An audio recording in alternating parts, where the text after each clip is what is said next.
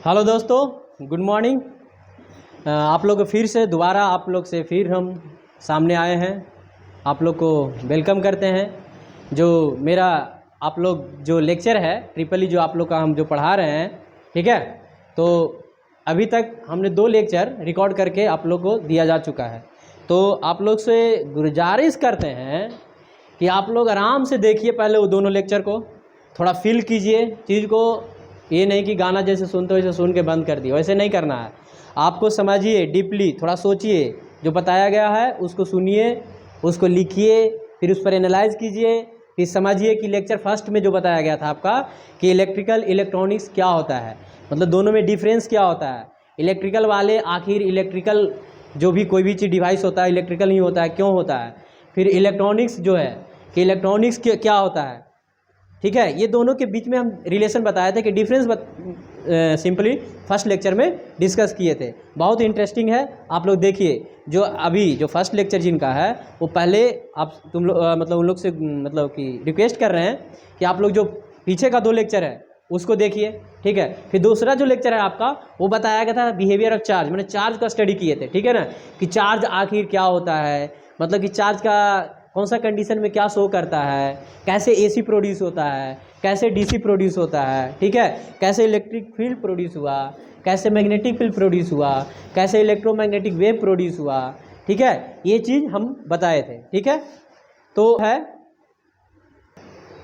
ठीक है। तो आपका जो ट्रिपल ई पेपर है, तो आपका 2 जो लेक्चर बताया, आप लोगों से बार बार हम रिक्वेस्ट कर रहे हैं कि आप लोग पीछे का 2 जो लेक्चर है वो पहले कृपया करके बहुत अच्छा से देखिए, ठीक है।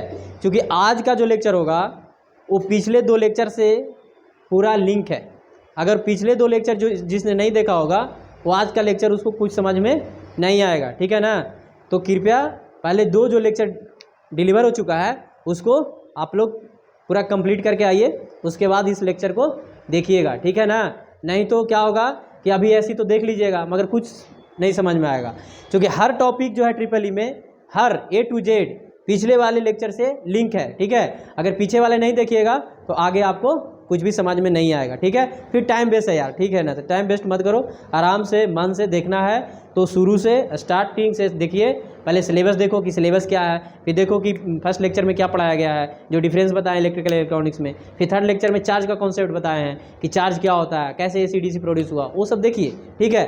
तो यहाँ पर आइए, ठीक है। आज जो डिस्कस करेंगे वो चार्ज 2 चार्ज का बात करेंगे, मतलब 2 चार्ज की बात करेंगे। ये आइदर कल बताए थे पिछले लेक्चर में, जो पिछले लेक्चर था उसमें बताया था कि चार्ज जो होता है जनरली 2 टाइप का होता है, एक नेगेटिव चार्ज होता है और एक पॉजिटिव चार्ज होता है, ठीक है। तो आज यहाँ पे ये बताने वाले हैं कि 2 अगर चार्ज होता है, अगर मान लिया जाए कि 2 चार्ज पॉजिटिव नेचर का है तो उसमें कैसा फोर्स लगेगा, ठीक है। अगर मान लेते हैं 2 ऐसा चार्ज है जो कि नेगेटिव का है तो कैसा लगेगा। अगर मान लेते हैं कि चार्ज एक पॉजिटिव है और एक नेगेटिव है तो क्या फोर्स लगेगा, ठीक है। फिर देख लेते हैं कि एक पॉजिटिव दूसरा नेगेटिव, ठीक है। तो मैंने एक कंडीशन पे देखते हैं कि चार्ज के बीच में फोर्स क्या लगता है, ठीक है ना। तो आज का लेक्चर यहाँ पे स्टार्ट करेंगे, इसका मतलब कि कूलम्ब्स लॉ का स्टार्ट करेंगे, ठीक है। तो देखते हैं यहाँ पे, ठीक है। तो आपका ये जो आपका लेक्चर है आज वो है कूलम्ब्स लॉ, ठीक है। कूलम्ब्स लॉ, ठीक है। तो कूलम्ब्स लॉ देखते हैं आज, ठीक है। आप लोग शायद कूलम्ब्स लॉ तो कभी सुने नहीं होंगे, ठीक है। तो फर्स्ट बार सुन रहे होंगे कि ये कूलम्ब्स लॉ कहाँ से आ गया, ठीक है। ठीक है, आपको बताते हैं कि कूलम्ब्स लॉ क्या है, ठीक है। तो कूलम्ब्स लॉ, ठीक है, एक लॉ है, मतलब नियम है जो कि बताया गया है। वो कूलम्ब्स लॉ बताता है, ठीक है। देखिएगा थोड़ा सा, इलेक्ट्रोस्टैटिक्स की बात करते हैं, ठीक है। एक मिनट, हाँ, कूलम्ब्स लॉ क्या बोला जाता है इसमें। कूलम्ब्स लॉ अगर सिंपली बोले तो 2 चार्ज के बीच का जो फोर्स लगने वाला है उसकी बात करता है। बोलता है कि 2 चार्ज होगा ना, मान लीजिए, देखिए, इलेक्ट्रोस्टैटिक्स फोर्स ऑफ अट्रैक्शन और रिपल्सन, याद रखिएगा, अट्रैक्शन और repulsion. Electrostatics force of attraction और रिपल्सन, ये जो इलेक्ट्रोस्टैटिक्स टर्म लिखा हुआ है, ठीक है, मतलब कि चार्ज की बात कर रहे हैं और स्टैटिक कंडीशन की बात कर रहे हैं, है ना। चार्ज जो है स्टैटिक कंडीशन में होगा, ये नहीं कि चार्ज मूव कर रहा है, उस कंडीशन में वैलिड नहीं है कूलम्ब्स लॉ, ठीक है। Charge should be stationary, either वो पॉजिटिव हो आइदर वो नेगेटिव हो, तभी वैलिड करेगा, अदरवाइज कूलम्ब्स लॉ सेटिस्फाई नहीं करेगा, ठीक है ना। यानी इलेक्ट्रोस्टैटिक चार्ज मतलब चार्ज हमेशा स्थिर होना चाहिए। मान लिया जाए यही है, तो दो चार्ज होगा, इलेक्ट्रोस्टैटिक फोर्स ऑफ अट्रैक्शन और repulsion between two point charge is directly proportional to the product of their charges, ठीक है। वो दोनों जो चार्ज होगा, मान लिया जाए, देखिए मान लेते हैं एक Q1 चार्ज यहाँ है और दूसरा चार्ज जो है Q2 है, दोनों जो है पॉइंट चार्ज है। ध्यान रखिएगा, ये भी याद रखिएगा कि कूलम्ब्स लॉ पॉइंट चार्ज के लिए वैलिड है, ठीक है ना। ये पॉइंट इसमें A to Z जो टर्म है, ऐसे वर्ड जो लिखा हुआ ना, बहुत फेमस वर्ड है, ठीक है। इसको एकदम मगअप कर जाइएगा, ठीक है। क्योंकि आपका सेमेस्टर एग्जाम में ऑब्जेक्टिव बनाया जाए तो, या कंपटीशन में आपका जो एग्जाम में जो ऑब्जेक्टिव तैयार होता है वो यही सब वर्ड को यूज़ किया जाता है, ठीक है ना। बहुत ध्यान से रखिएगा, पॉइंट चार्ज के लिए एप्लीकेबल है ओनली, ठीक है। तो देखिए दो चार्ज है, सेपरेट कर दिए हैं, ये दोनों के बीच में मान लेते हैं गैपिंग है आर का, है ना। ये दोनों पॉइंट चार्ज है, तो बोला गया है दो चार्ज हमको पता नहीं है कि क्या है, पॉजिटिव, एक पॉजिटिव है कि नेगेटिव है। हो सकता है दोनों पॉजिटिव भी हो सकता है दोनों नेगेटिव हो सकता है। अगर मान लिया जाए, एक चीज़ ध्यान रखिएगा कि अगर सेम चार्ज होगा यानी पॉजिटिव होगा, तो सेम जो चार्ज होता है हमेशा रिपेल करेगा। मतलब कि अगर पॉजिटिव है तो रिपेल करेगा, रिपल्सिव फोर्स लगाएगा, ठीक है। तो इस केस में रिपेल करेगा, रिपल्सिव फोर्स बोल रहे हैं उसको, ठीक है। अगर मान लिया डिफरेंट चार्ज है, डिफरेंट नेचर का चार्ज है, एक पॉजिटिव है और एक नेगेटिव है, तो वो क्या होगा, अट्रैक्टिव होगा। देखिए अट्रैक्शन तभी होता है, ठीक है ना, अट्रैक्शन तभी होता है जब दो पॉजिटिव चार्ज मिलता है, मतलब दो डिफरेंट नेचर का चीज़ हो, ठीक है। अब सेम में अट्रैक्शन नहीं होता, ठीक है ना। जैसे क्या बोले आपको, आप लोग तो अच्छा फेमस हो गए होंगे, छोड़िए फर्स्ट ईयर है तो समझ में आया होगा धीरे धीरे कि अट्रैक्शन क्या होता है। वो आता है, वो लाइफ में सबको आता है, ठीक है। तो अगर ये डिफरेंट है, समझ रहे हैं ना, डिफरेंट नेचर का चार्ज होगा तो अट्रैक्ट करेगा। मान लिया पॉजिटिव है और नेगेटिव है, तो ये दोनों अट्रैक्ट कर जाएगा, या तो नेगेटिव है या तो पॉजिटिव है, तो भी अट्रैक्ट कर जाएगा। सेम चार्ज है, मान लिया जाए पॉजिटिव है और ये पॉजिटिव है, तो क्या होगा, रिपेल कर जाएगा। अगर ये नेगेटिव है, दोनों ही चार्ज नेगेटिव नेचर का होगा तो भी रिपेल करेगा। मतलब इन शॉर्ट क्या बोल सकते हैं, सेम चार्ज, अगर सेम चार्ज है तो रिपेल करेगा यानी रिपल्सिव फोर्स लाएगा, और अगर डिफरेंट चार्ज है तो अट्रैक्टिव फोर्स लाएगा, ठीक है। चलिए, जैसे अगर लड़का में अट्रैक्शन होता है क्या, नहीं होता है। अगर ऐसा हो जाएगा तो आप फिर उस कैटेगरी का नहीं है, LGBT का तो नहीं है ना, उस कैटेगरी में नहीं आना है, ठीक है ना। तो ये कहानी है आपका, ठीक है। ये बेसिक था कि रिपल्सिव फोर्स कब लाएगा और अट्रैक्टिव फोर्स कब लाएगा, क्योंकि यहाँ पे हम यूज़ किए हैं दो टर्म, यानी कि इलेक्ट्रोस्टैटिक फोर्स, और यही दोनों चार्ज के बीच में जो फोर्स लग रहा है उसको बोलते हैं इलेक्ट्रोस्टैटिक फोर्स। इलेक्ट्रोस्टैटिक फोर्स इसलिए बोल रहे हैं क्योंकि दोनों जो चार्ज है स्थिर है, और स्थिर है तो दोनों के बीच में, चार्ज के बीच में फोर्स लग रहा है, तो वो फोर्स को क्या बोलते हैं, दो डिफरेंट चार्ज के बीच में या दो सेम चार्ज के बीच में जो फोर्स लगता है उसको बोलते हैं इलेक्ट्रोस्टैटिक फोर्स, या तो इसी को बोलेंगे कूलम्ब्स फोर्स, ठीक है। क्या बोलेंगे, कूलम्ब्स फोर्स, ठीक है। क्योंकि कूलम्ब्स साहब ने ये सब थ्योरी दिए हैं, अपना इतना रिसर्च किए हैं, मेहनत किए हैं, तो भाई उनका योगदान है तो उनको तो याद करना पड़ेगा, ठीक है। तो ये है आपका फोर्स ऑफ अट्रैक्शन और रिपल्सन, ठीक है। बता दिए कि रिपल्सन कब होगा, अट्रैक्शन कब होगा। बिटवीन टू पॉइंट चार्ज बोला है, between two point charge, point charge होना चाहिए, ठीक है ना। पॉइंट चार्ज की बात करते हैं, याद रखिएगा ये चीज़। और क्या बोलता है, कैसा रिलेशन है वो, directly proportional to the product of charges magnitude, जो चार्ज का मैग्नीट्यूड है, जैसे कि Q1 Q2 दो चार्ज है, ठीक है। तो फोर्स जो होता है, पहला क्या बोला कि directly proportional to Q1 Q2, पहला स्टेटमेंट ये बोला कि जो दोनों चार्ज होगा उसका दोनों चार्ज का मैग्नीट्यूड का प्रोडक्ट के डायरेक्टली प्रोपोर्शनल होगा। दूसरा बताया गया है इसी में, आपने देखिए कि inversely proportional to square of the distance between the centre of the charge. ये भी याद रखिएगा क्योंकि सबको रट जाता है जी, रट क्या जाता है कि डिस्टेंस क्या बोलेगा ना, दो चार्ज दे दिया, अब दोनों के बीच में देखिए सेंटर ऑफ द चार्ज की बोले हैं ना, सेंटर ऑफ द चार्ज है ना, सेंटर ऑफ द चार्ज। ऐसे ही भी पॉइंट चार्ज है, तो देखिए सरफेस से लीजिए, सेंटर से लीजिए, क्योंकि पॉइंट इसलिए तो बोला गया है, सरफेस से डिस्टेंस लीजिएगा या यहाँ से लीजिएगा, मतलब वही हो जाता है, क्योंकि पॉइंट चार्ज है ना, समझ रहे हैं ना, इसीलिए। तो सेंटर ऑफ चार्ज के दोनों सेंटर के बीच में कितना डिस्टेंस है यहाँ पे, r। तो इन्वर्स रिलेशन, इन्वर्स रिलेशन का मतलब ये हो गया। तो एक रूल हो, एक स्टेटमेंट ऐसा मान लेते इक्वेशन है, दूसरा इक्वेशन ये हो गया। अभी दोनों की इक्वेशन को अगर सोल्व करते हैं, इक्वेशन फर्स्ट एंड सेकंड को, तो क्या होगा कि इससे देखिए आपका इस रिलेशन से आपका ये हो गया, ठीक है। मानो कि एफ इजकल टू बोल सकते हैं दोनों रिलेशन से, आपका ये दोनों रिलेशन से बोल सकते हैं कि Q1, एक मिनट इसको आपको बता रहे हैं, आप थोड़ा सा वेट कर लीजिए। रिलेशन बता दिया आपको, यानी ए वो जो रिलेशन से आया आपका वो आएगा एफ इजकल टू, एफ जो है डायरेक्ट रिलेशन है किसके, Q1 Q2 by are square, वो दोनों रिलेशन से हम ये लिख सकते हैं, ठीक है।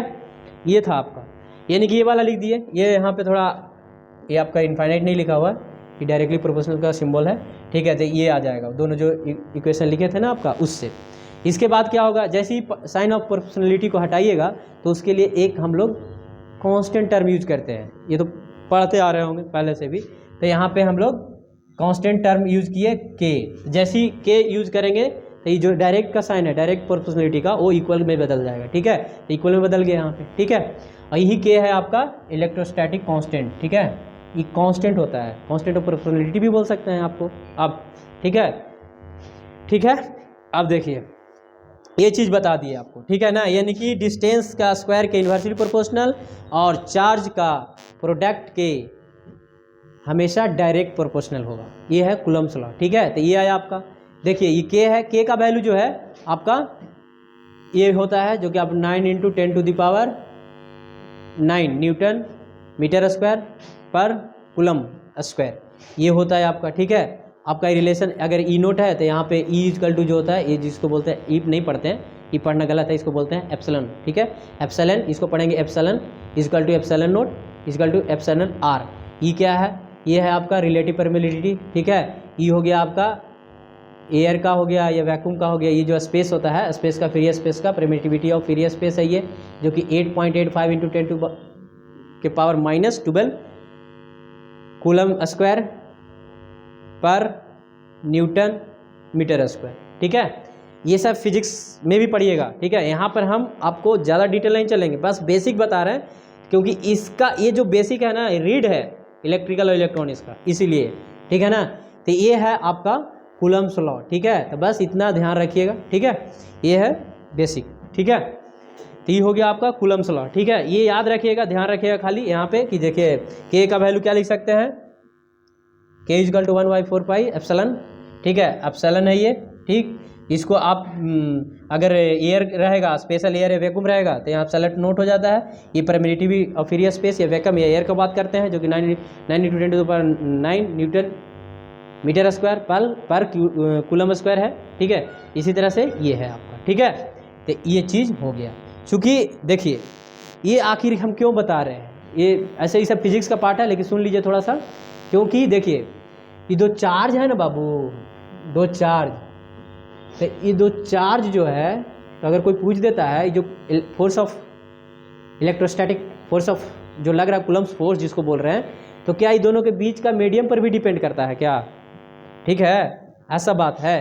देख लीजिए के जो है यानी कि एयर वैक्यूम रहेगा तो वैल्यू ये हो जा रहा है, अगर कोई मीडियम है, जैसे मीडियम का निकालना है कि क्या होगा, तो परमिटिविटी तो ये निकालना होगा equal to E naught into R, relative permittivity दिया रहेगा, वैक्यूम का दिया रहेगा उस समय तो उसका जो रिलेटिव परमिलिटी मतलब दिया रहेगा तो उससे उस मीडियम का निकल जाएगा, ठीक है। और फ्री स्पेस का तो वैल्यू आपको ये ई नोट का वैल्यू याद करना ही पड़ेगा, ठीक है। तो ये है बेसिक, ठीक है। तो ये है आपका कूलम्ब्स लॉ, ठीक। तो आपको मतलब कूलम्ब्स लॉ इतना ही ध्यान रखना है कि दो मतलब कि जो चार्ज होता है या तो सेम चार्ज हो या डिफरेंट चार्ज हो, वो दोनों के बीच में जो फोर्स लगता है उसको बोलते हैं कूलम्ब्स फोर्स, ठीक है, यानी कि इलेक्ट्रोस्टैटिक्स फोर्स यानी कूलम्ब्स फोर्स, ठीक है। स्टैटिक्स इलेक्ट्रोस्टैटिक्स बोलते हैं क्योंकि चार्ज जो हमेशा क्या होता है स्थिर ही रहेगा, तब फोर्स लग रहा है, ठीक है।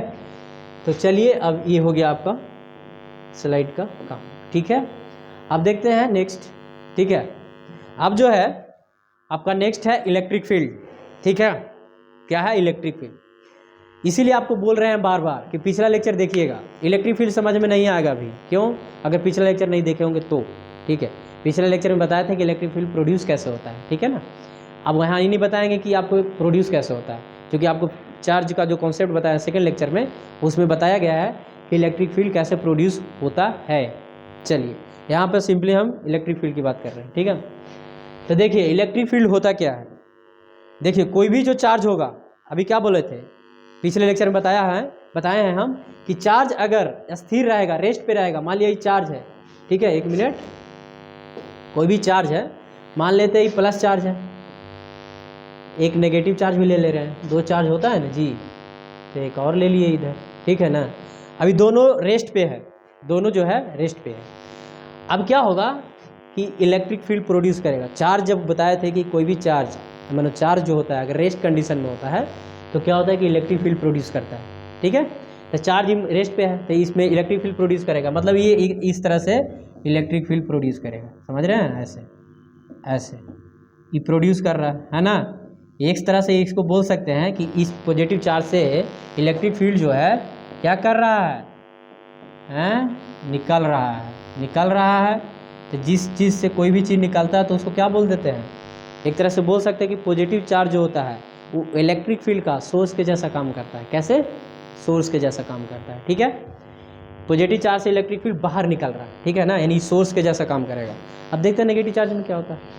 नेगेटिव चार्ज है ना, तो ये क्या करता है ना कि जो इलेक्ट्रिक फील्ड यहाँ से निकल रहा था, ये इलेक्ट्रिक फील्ड एब्जॉर्ब करता है, मतलब इसमें अंदर आएगा, ठीक है, ऐसे, ठीक है, यानी कि एब्जॉर्ब कर रहा है। तो इसको क्या बोल सकते हैं ना कि ये सिंक है, मतलब नेगेटिव जो चार्ज होता है उस सिंक के जैसा काम करता है, ऐसा यानी कि सिंक जब एब्जॉर्ब कर रहा है, ये सोर्स के जैसा काम कर रहा है, क्या हम यहाँ से प्रोड्यूस कर रहे हैं, ठीक है, सोर्स के जैसे काम करेगा, ठीक है।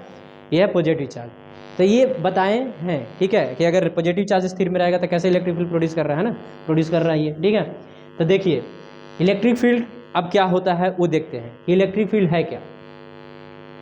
तब देखिए बताया है कि electric field is a region of space, क्या है, region of space around an electrically charge particle और ऑब्जेक्ट, वो कुछ भी हो सकता है।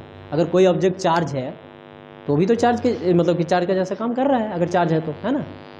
या क्या हो सकता है, चार्ज पार्टिकल हो या तो ऑब्जेक्ट हो, in which an other electric charge would feel force of attraction और रिपल्सन, ठीक है ना।